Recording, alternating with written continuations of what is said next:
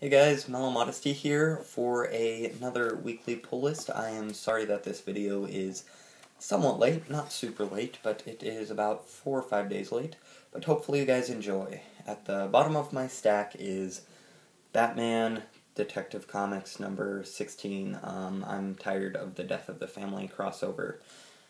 Batgirl is really good, and Batman is very good. However, the rest of it I am not really enjoying at all. This one more focuses on the Penguin. The art is cool. I liked John Layman's writing. However, I am really tired of this crossover event, and I am ready for it to end next month. Next up is a series that never fails to disappoint me. Animalman, number 16. I really want Rot World to be over, really bad. This is much better than the previous Animalman Rot World issues. This one was not bad, however, I don't know what happened, man. Like, issues 1 through 10 were great stuff. Best superhero comic story arc I've read in a very long time, and then Rot World happened, and it just became so just stupid. I mean, nothing gets resolved, and somehow Animalman gets his powers back in this, because apparently all the animals died on Earth except for, like, a badger and shit. The stuff with Maxine is really stupid, and God, I mean, I'm gonna finish through Rot World, and then I'm probably gonna keep reading this through Lemire's arc, but come on, man. This was bad. Please. Okay, I'm sorry. This was not bad. This was disappointing. Please get this series back on track. Finish Rot World soon, dude, and just make it more interesting. They basically just restore the Green Lantern to health, and then he kicks some ass, and then Constantine dies. The Flash rips out his heart, and then you find out that next issue... Whoa, what's going on here? Okay, that next issue, they are going to be fighting the Justice League. Yeah. Not impressed. Next up is Fantastic Four, number 3. This was probably... I liked issue 2 of Fantastic Four the most so far. This is better than the first issue, though. The artist is really bad at drawing kids, though. Like, Val literally looks exactly like Susan Storm, and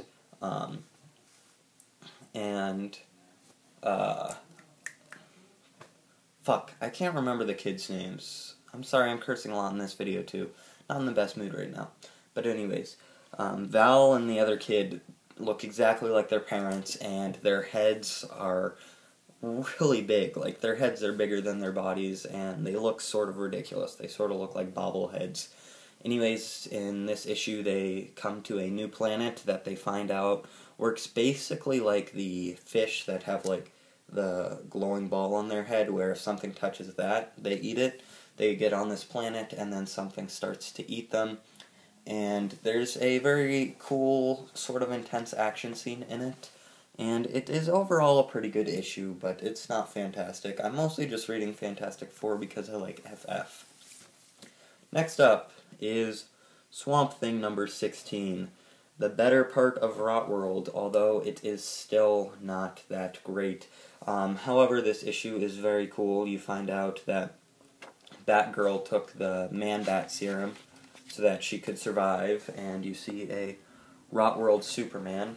Basically, she took it so that she could survive the rot and not be overtaken, and she's keeping the Rot Batman sort of alive. And basically, there's a big stronghold in Gotham, and guess where it is? Arkham Asylum. Yeah, it's pretty cool. This was a overall pretty good issue. Batman worked on this serum that is basically just like the green in a bottle, and so at the end, I don't know, spoiler right here. I basically spoiled most of the books in the weekly pull list, so here's another spoiler. You get a giant green bat machine, and it is pretty epic. It fights a bunch of the Raw people, and even the Gotham City people are using these, like, green shotgun things. And then also, Swampthing has one attached to his back so that he can go into his super badass, like, Archangel mode that looks really, really cool. And then there's a huge, not really twist, but a crazy reveal at the end that Arcane ripped off Abigail's head. Gruesome stuff. I'm really liking where Swamp Thing is going, and it's sad to see Snyder leave the series. Next up, number 2 on the list. The Legend of Luther Strode, issue 2 of 6. As you guys know, I loved the first issue of this, and I have not read the original series, so I felt a little bit lost in this issue. When I say lost, basically I just didn't know how this character on the cover, like, relates to Luther Strode, and while in the first issue, Luther Strode is pretty much a character from a horror movie, where you don't know where he is, and he just absolutely obliterates everything. In this issue, you see him more, he's more of a human, he's more sympathetic, but he still destroys everything, and there's some awesome fight scenes in this. Definitely great issue, definitely enjoying this series, and we'll definitely go back and read the first series. And the pick of the week is just by far the pick of the week. This is leaps and bounds above everything else on my list, and it is Change issue 2. This is such a great series, and this issue in particular is just written so beautifully and drawn so beautifully. I cannot get over how amazing this series is, even though I don't really know a lot of what's going on, and you're not really supposed to.